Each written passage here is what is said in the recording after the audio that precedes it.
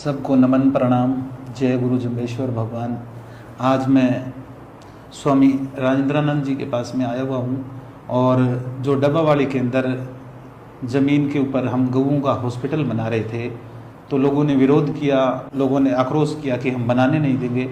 तो इसलिए मैंने सोचा है कि यहाँ गौशाला बननी चाहिए। अगर मैं ना बनाऊँ तो आप लोग भी बना सकते हो। और तो मैं महाराज जी के पास में आया हूँ तो मैं इनको बोल रहा हूँ कि आप वहाँ पर मिल के गौशाला बनाएं। तो स्वामी जी से बात करेंगे एक बार। जैसा कि आप सभी को ज्ञात है, मुझे भी ज्ञात है कि धाम डाबाली के माध्यम से गौशाला में आपका पहले से योगदान रहा है। जहाँ भी जाते हो गौशाला में ही बहुत आपने धन लगाया है, लेकिन मन में था कि डाबाली क्षेत्र में कोई गौशाला, गौ चिकित्साला या गौ माँ की सेवा संस्थान हम लोग चलाएं। आपने अपने ट्रस्ट के द्वारा वहाँ इस व्यवस्था को स्थापित किया और अब आपका मन है कि वहाँ लोगों ने बहुत विरोध किया।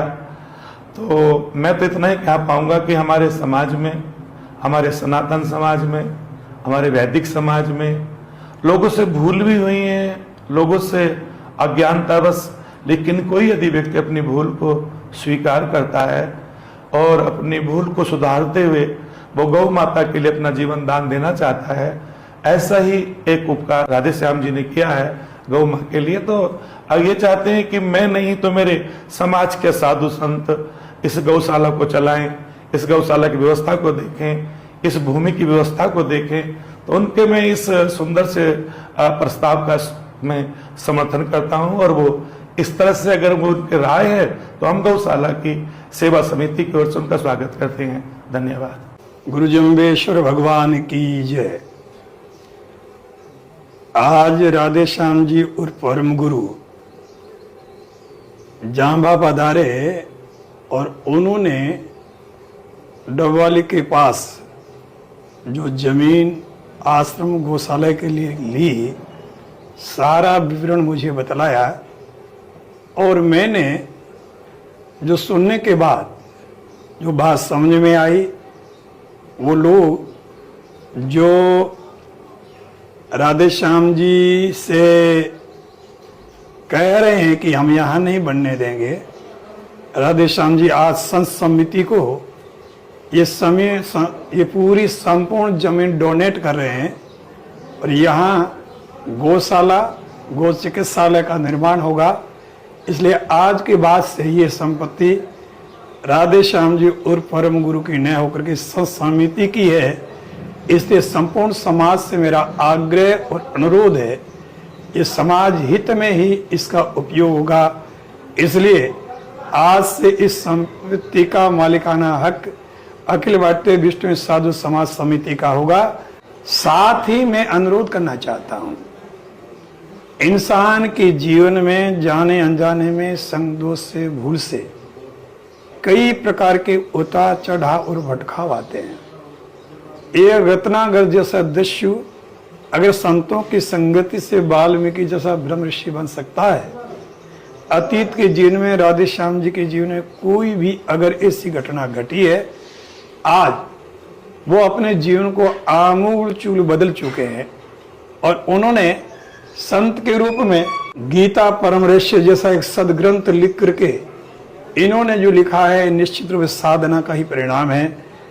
जीवन की भूलों को सुधारने के लिए उन्होंने जो संकल्प लिया, जो प्रायश्चित किया और आज के बाद संत के रूप में जो जीवन व्यतीत कर रहे हैं, मैं सबसे आग्रह अनुरोध करना चाहूँगा, संतों के जीवन का सम्मान होना चाहिए, इज्जत होनी चाहिए, प्रतिष्ठा होनी चाहिए।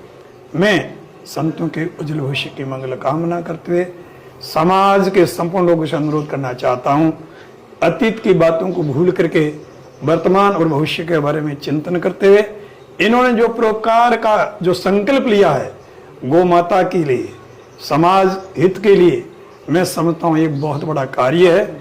इसमें आप सब सहयोग करेंगे और कोई भी संतों के प्रति इस तरह का भाव, बुरा भाव न रखें, ये मेरे पुनः आपसे अनुरोध है।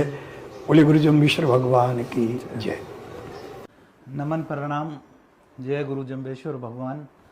आज मैं लालासर साथरी आया हुआ हूँ और जो डब्बावाड़ी के अंदर गौशाला गऊओं के लिए हॉस्पिटल बना रहे थे, उसके अंदर बहुत सारे समाज के लोग बोले कि हम बनाने नहीं देंगे।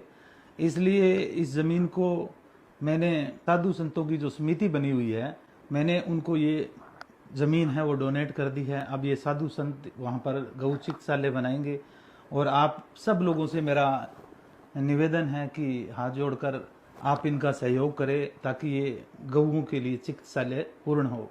तो मैं अभी ये जो ज़मीन है डोनेट करने के लिए देने के लिए यहाँ लाला सरसाथरी स्वामी सचिंदानंद जी महाराज के पास में पहुँचा हूँ। तो ये आपसे 2 मिनट के लिए बात करेंगे। बहुत बहुत धन्यवाद। आज लाला सरसाथरी में श्री राधे श्याम जी उर्फ जिनको अब परम गुरु से नाम से भी जाना जाता है, इनसे भेंट हुई और इन्होंने अपने मनोभाव जो है संतों के सामने प्रकट किए। और अभी देवदर्शन यात्रा के लिए जाम्बा मुकाम सभी तीर्थों में आप जाके आए हैं और आपका ऐसा भाव है कि मैंने जो भी अतीत में जो मेरा रहा है उसके बाद मेरा मनोपरिवर्तन हुआ है और मन परिवर्तन के बाद मेरी इच्छा थी कि मैं अपना शेष जीवन है वो सेवा के लिए लगाऊं और उसी उद्देश्य से इन्होंने जन सहयोग से वहाँ डबवाली और बठिंडा के बीच में कोई एक भूखंड लिया था और वहाँ पे आश्रम, गौशाला और कुछ परोपकार के प्रकल्प स्थापित करने का इनका प्रयोजन था। लेकिन जन विरोध के चलते इन्होंने कहा कि लोगों को ऐसा लग रहा है कि भाई ये कुछ यहाँ अपने आप को स्थापित करने के उद्देश्य से या इस भाव से ऐसा कर रहे हैं। तो वहाँ जो भी भूखंड ज़मीन खरीदी गई है वो ज़मीन संतों का आश्रम बनाने के भाव से ली थी और उसी भाव से लोगों ने उसमें सहयोग भी किया था। तो वो आश्रम यथावत बना रहें इसी भाव से इन्होंने संतों से आग्रह किया था, जिनमें लगभग सभी पूज्य संतों के साथ में इनकी मुलाकातें हुई है और सभी बड़े संतों ने इस बात की सहमति भी दी है कि ठीक है, यदि आप इसको संतों के आश्रम के लिए देना चाहते हैं तो संत सहर्ष स्वीकार करेंगे। तो मेरा आप सभी लोगों से आग्रह भी रहेगा कि इन्होंने जो भी ज़मीन की रजिस्ट्री इत्यादि थी वो संतों को सौंपने का मन बनाया है और वहाँ पे गौ चिकित्सालय या जीव जंतु रेस्क्यू सेंटर ऐसा बनाने का इनका जो प्रयोजन था उसको गति दी जाएगी और जो समाज के साधु संत जिस प्रकार से आदेश निर्देश करेंगे उसी के अनुसार वहाँ पे परमार्थ के कार्य गतिमान होंगे। तो आप सभी से मेरा निवेदन है कि उस आश्रम की व्यवस्था को लेकर के अब इन्होंने अपने आप को अलग कर लिया है और विश्नोई समाज के जो साधु संत हैं उन साधु संतों की शीर्षस्थ एक समिति बनेगी और वो ही उस आश्रम की देख रेख करेगी। उसके बाद आगे के लिए भी वो निर्णय लेगी। तो इसके लिए मैं इनको बधाई भी दूंगा, धन्यवाद भी दूंगा कि इन्होंने इतना बड़ा आश्रम जो है समाज के लिए समर्पित करने का मन बनाया है। इन्होंने एक ग्रंथ भी लिखा है गीता जी के ऊपर अपनी साधना करते हुए और आगे भी इनका मन है कि मैं साधना करूं तो भगवान को अपना कृपा और वात्सल्य का भाजन बनाएं। ऐसे इनके लिए सद्कामना और आप सभी से आग्रह रहेगा कि उससे संबंधित आगे जो भी जानकारी होगी सभी संतों के साथ में मिलने के बाद में आपको दे दी जाएगी। धन्यवाद।